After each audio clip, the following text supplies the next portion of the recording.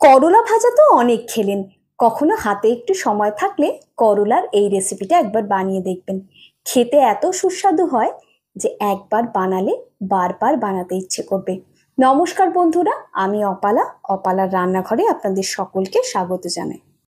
প্রথমেই একটা মশলা বানিয়ে নিচ্ছি। তার জন্য এখানে 1 টেবিল চামচ গোটা জিরে, 2 টেবিল চামচ গোটা ধনে, 1 চা চামচ কালো জিরে, 1 টেবিল চামচ মৌরি, হাফ চা চামচ মেথি, 2টো শুকনো লঙ্কা আর 1 চা চামচ হিং নিয়ে নিয়েছি। এবার এটাকে একটু ড্রাই রোস্ট করে নিচ্ছি। মশলার থেকে সুন্দর গন্ধ বেরোলে গ্যাসটা অফ করে দিলাম।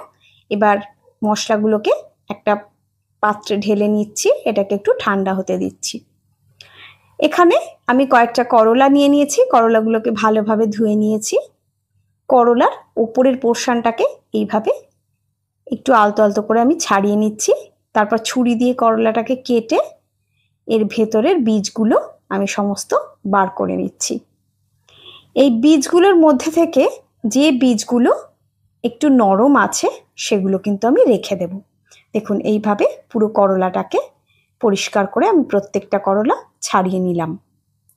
এবার করলাগুলোকে একটু ভাপিয়ে নেব। তার জন্য এখানে 1 টেবিল চামচ নুন, হাফ চা চামচ বেকিং সোডা আর হাফ চা চামচ হলুদ গুঁড়ো দিয়ে গ্যাসের ফ্লেমকে একেবারে লোতে রেখে এগুলো বসিয়ে দিলাম। ততক্ষণে করলার যে বীজগুলো আমি রেখে দিয়েছি সেগুলোকে একটু হালকা করে চপ করে নিচ্ছি।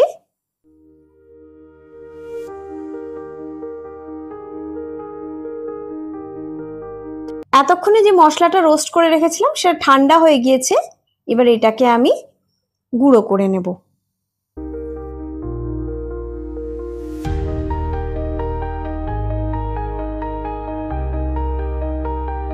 এবার চপ করে রাখা করলার বীজগুলো এর মধ্যে দিয়ে দিলাম। এটাকেও গ্রাইন্ড করে নিচ্ছি। একদম মিহিভাবে কিন্তু গ্রাইন্ড করিনি, হালকা দানা দানা রেখেছি। এদিকে এতক্ষণে জলটা ফুটতে শুরু করে দিয়েছে। 6-7 মিনিট মতন লো ফ্লেমে জলটাকে ফুটিয়ে নিয়ে গ্যাসের ফ্লেম অফ করে দিলাম। এবার করলাগুলোকে আমি জল থেকে উঠিয়ে নিচ্ছি।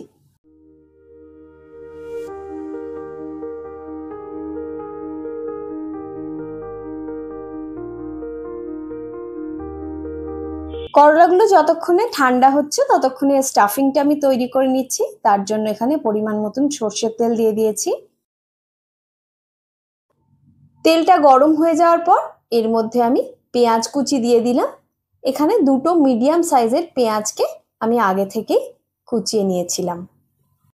পেঁয়াজটা হালকা ভেজে নিয়ে এর মধ্যে দিয়ে দিলাম 1 টেবিল চামচ করে আদা বাটা আর রসুন বাটা আর 1 চা চামচ কাঁচা লঙ্কা বাটা।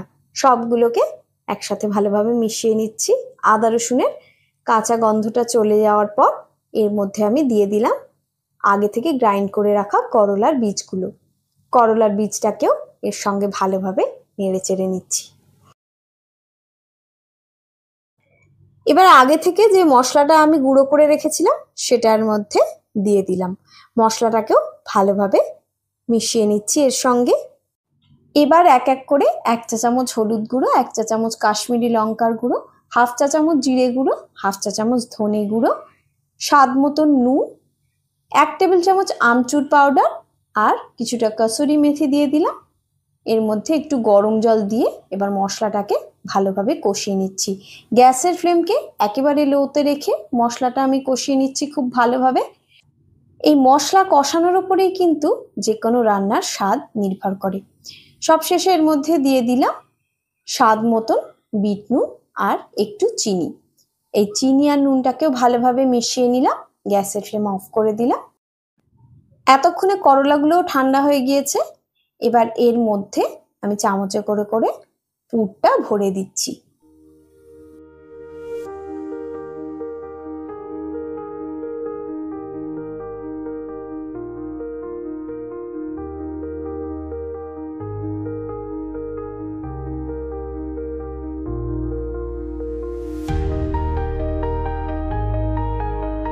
এক এক করে সবগুলো করলার মধ্যেই আমার পুর ভরে নেওয়া হয়ে গিয়েছে। এবার করলাটার একটা গা মাখা মাখা গ্রেভি আমি তৈরি করব। তার জন্য এখানে নিয়ে নিলাম সর্ষের তেল।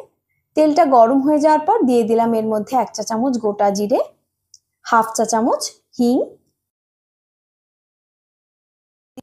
এবার এর মধ্যে দিয়ে দিচ্ছি 1 চা চামচ রসুন বাটা, 1 চা চামচ আদা বাটা, হাফ চা চামচ কাঁচা লঙ্কা বাটা।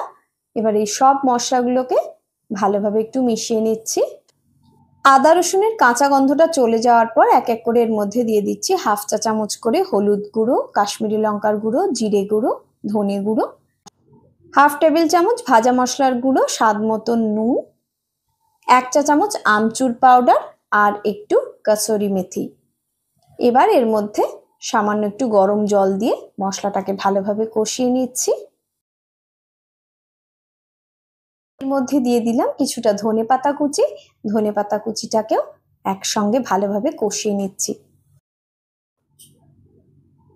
মশলার থেকে তেল ছেড়ে এসছে। এবার যেটুকু পুর আমার বেঁচে গিয়েছিল সেটাও এর মধ্যে আমি দিয়ে দিলাম। একসাথে একবার ভালোভাবে মিশিয়ে নিলাম। এবার এর মধ্যে আমি দিয়ে দিচ্ছি একটু গরম জল।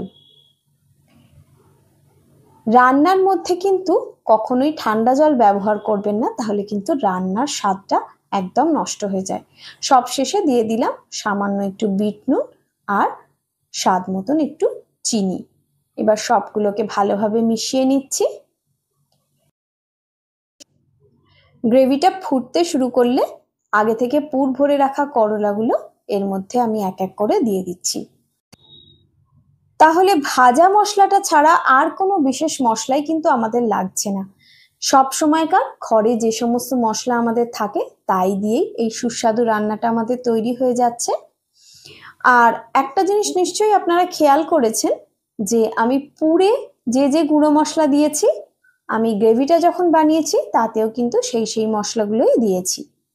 সব শেষে এর মধ্যে দিয়ে দিলাম আর একটুখানি কাসুরি মেথি আর সামান্য একটু জোয়ানকে হাতের মধ্যে ডলে নিয়ে সেটাও ছড়িয়ে দিলাম। এবার সবগুলোকে একসাথে ভালোভাবে মিশিয়ে নিলাম।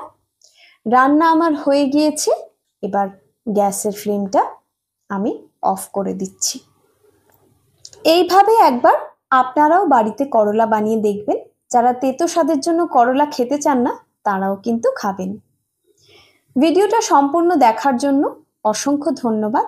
আমার আজকের রেসিপিটা কেমন লাগলো আমাকে কমেন্টে জানাবেন প্লিজ। সবাই ভালো থাকবেন, সুস্থ থাকবেন। আজ এই পর্যন্তই। টাটা।